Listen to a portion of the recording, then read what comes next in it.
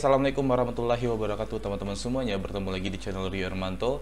Hari ini tepat pada tanggal 29 Maret tahun 2020, tepatnya jam setengah 3 pagi, aku mau mengabarkan update berita terbaru terkait COVID-19 atau virus corona di Indonesia dan di beberapa negara-negara lainnya. Dan informasi ini aku ambil dari situs worldometers.info/coronavirus. Dan bagi teman-teman yang ingin melihat perkembangan virus corona ini di Indonesia maupun di berbagai negara lainnya, itu bisa langsung masuk ke situs ini karena ini update sekali ya teman-teman ya. Oke, dan banyak info tentunya yang akan kita dapatkan dari situs ini. Salah satunya adalah naik drastisnya kasus yang terdapat di negara Amerika Serikat ya. Kita bisa lihat di sini ya, bisa dibilang dalam 1 minggu terakhir itu perkembangannya luar biasa sekali. Bahkan itu total kematian per hari itu bisa sampai di angka 247-an, dan total kasusnya ini yang luar biasa sekali.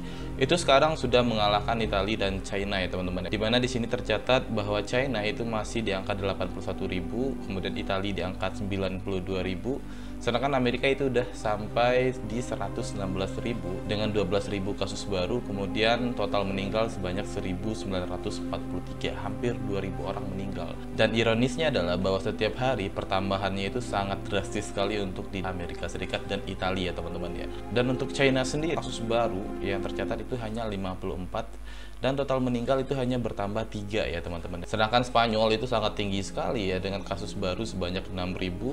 Kemudian total meninggal itu dalam satu hari itu terhitung sebanyak 674. Dan sepertinya Spanyol juga bisa berpotensi untuk mengalahkan total kasus China dan Italia ya teman-teman, melihat perkembangan kasus barunya ya. Kemudian dari Jerman itu naik juga tajam, bahkan ada 5.000 kasus baru. Kemudian ada 52 orang yang meninggal. Sedangkan untuk Prancis, Iran, dan Inggris itu juga mengalami penaikan kasus yang sangat drastis sekali. Kita langsung cek untuk negara di Asia Tenggara, perkembangannya seperti apa. Di sini yang pertama kali terlihat adalah Malaysia, di mana Malaysia memang bagus dalam segi penanganan kasus. Dari 2.000 kasus itu korban meninggal hanya sebanyak 28 orang. Kemudian negara Asia Tenggara lainnya itu ada Thailand ya, dengan 1.200 kasus. Ini kurang lebih hampir sama dengan Indonesia total kasusnya. Tapi di sini total kematian itu hanya 7 ya. Dan menurut aku pribadi, kita juga butuh mempelajari juga strategi Thailand seperti apa, karena dengan total kasus yang hampir sama dengan kita tentunya 1.200-an, tapi mereka bisa menekan angka kematian di angka yang luar biasa sekali, hanya 6 atau 7 ya teman-teman ya. Kemudian di Asia Tenggara lainnya ada Indonesia dan Filipina. Nah, Indonesia dan Filipina ini tergolong hampir sama juga dengan 1.000 kasus. Total kasus barunya juga hampir sama, Indonesia 100, Filipina 200-an. Tapi di sini perbedaannya adalah bahwa total kematian itu lebih tinggi di Indonesia untuk saat ini ya, di mana Indonesia sudah tercatat sebanyak 102, kemudian 15 kematian yang baru ya. Jadi totalnya sekitar 117 ya teman-teman. Sedangkan untuk Filipina itu baru 68 ditambah 14 yang baru meninggal, jadi totalnya sekitar 82. Ya bisa dibilang hampir sama antara Indonesia dan Filipina. Tapi jumlah kematian di negara kita tuh masih tetap lebih tinggi dibanding Filipina.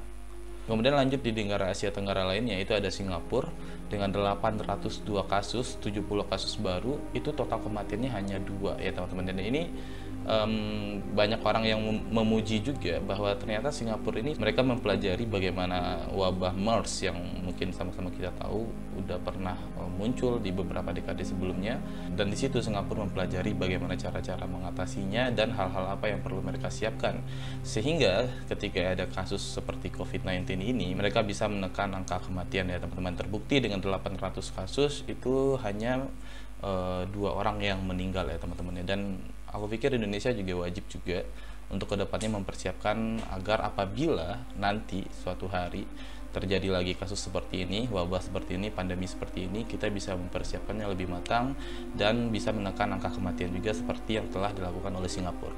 Oke, dan di sini ada Vietnam, dan luar biasa sekali dengan total kasus yang sangat sedikit sekali, yaitu sekitar 174 dengan 11 kasus baru.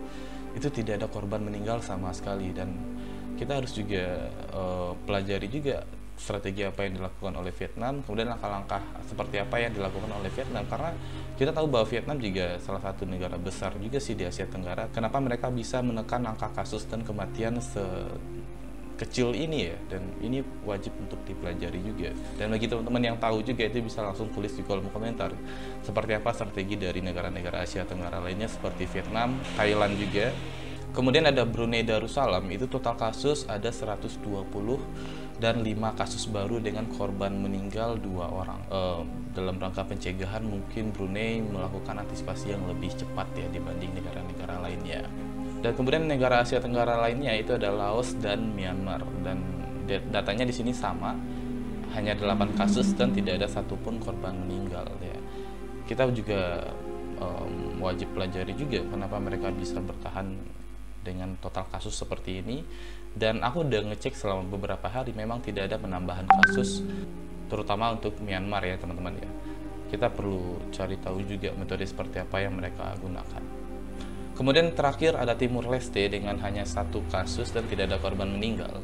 Namun tentunya untuk Timur Leste kita tidak bisa langsung membandingkan dengan negara-negara besar lainnya, karena dari segi populasi pun ya Timur Leste memang negara dengan jumlah penduduk yang kecil, dan karena mereka kepulauan ya mereka mungkin lebih mudah untuk membatasi ruang lingkup dari virus tersebut untuk bisa masuk atau menyebar ke negara mereka.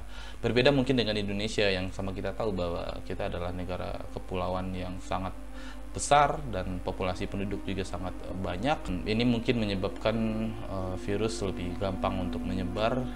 Namun mari kita bersama-sama untuk bekerja sama ya, sebagai porsinya masing-masing.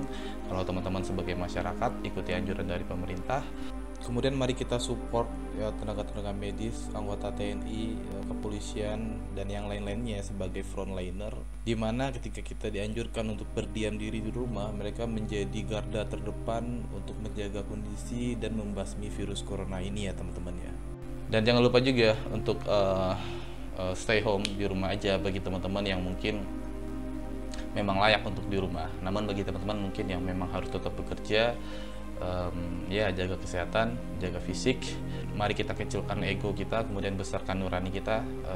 Semoga sebelum menjelang Ramadan total korban dari virus ini bisa semakin menurun dan kita bisa menyambut Ramadan dengan nyaman ya, Idul Fitri juga. Dan mari kita targetkan bahwa setelah Idul Fitri kita memulai hidup baru dan juga aktivitas yang baru sebagai masyarakat Indonesia yang terbebas dari virus corona. Mari kita support, saling bekerja sama. Oke teman-teman, mungkin segitu dulu video kali ini. Terima kasih banyak udah nonton. See you in the next video. Bye bye. Assalamualaikum warahmatullahi wabarakatuh.